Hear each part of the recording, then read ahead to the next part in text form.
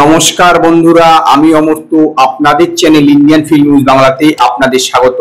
আজকে এই ভিডিওতে আমি জিও সিনেমাতে রিলিজ হওয়া শেখার হোমস ওয়েব সিরিজ নিয়ে কথা বলবো।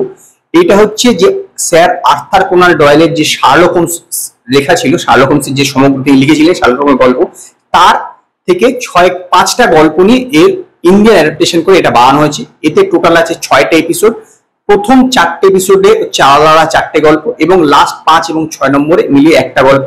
প্রথম 4টে হচ্ছে সৃজিত মুখার্জি ডাইরেক্ট করেছে এবং লাস্টেরটা হচ্ছে রোহন সিপ্পি ডাইরেক্ট করেছে। তো এখানে 90-এর দশকে দেখানো হয়েছে, 1993 সালে দেখানো হয়েছে লোনপুর বলে পশ্চিমবঙ্গের একটি জায়গাতে। তো সেখানে একটি জায়গাতে লোনপুরে একটি ঘরের মধ্যে এসে থাকেন এই যে শেখার হোমস বলে একজন ডিটেকটিভ থাকে। তো সে বিভিন্ন লোকাল যেসব কেসগুলো হয় সেগুলোকে সাহায্য করে। তো সেইখানে এই ওয়াটসনের যে চরিত্রটা করেছে, মানে এখানে অন্য নাম আছে, সে হচ্ছে রণবীর শোরে যে রোলটা করেছে, সে হচ্ছে আর্মির রিটায়ার্ড ডাক্তার। সে সেখানে আসে এবং তারপরে দুইজন মিলে বিভিন্ন কেস সলভ করে। দুইজন মানে যে রণবীর শোরে ক্যারেক্টারটা, সে কে মেনন মানে যে শার্লক হোমসের যে ইন্ডিয়ান অ্যাডাপ্টেশন শেখার হোমস, তাকে সাহায্য করছে।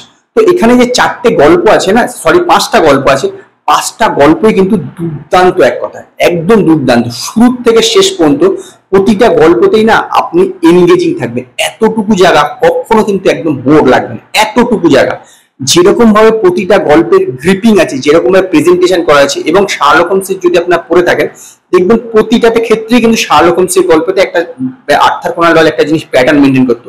সেটা হচ্ছে সমস্ত কিছু বলে গিয়ে একদম শেষে এক জায়গাতে এসে সবাইকে পুরো জিনিসটাকে খোলাসা করতো। মানে পুরো ব্যাপারটা কিন্তু শেষে গিয়ে এসে খোলাসা করা হতো যে কে কি করেছে, কিভাবে সে এই কেসটাকে সলভ করলো, সেটা কিন্তু লাস্টে গিয়ে বলতো।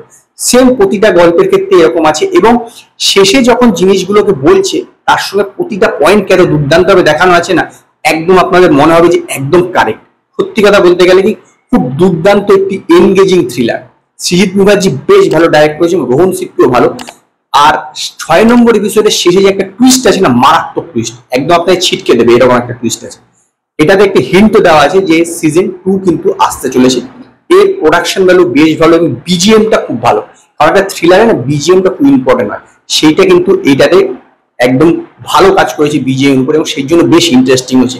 অভিনয়ের কথা বললে কে মেনন অ্যাজ এ শেখার হোমস মানে শার্লক হোমসের ক্যারেক্টারটাকে যেভাবে একজন ডিটেকটিভ কাজ করে এবং যেভাবে তার বডি ল্যাঙ্গুয়েজ হয়, তার হাবভাব হয়, খুব দুর্দান্ত ভাবে তুলে ধরেছে, দুর্দান্ত ভাবে ফুটিয়ে তুলেছে।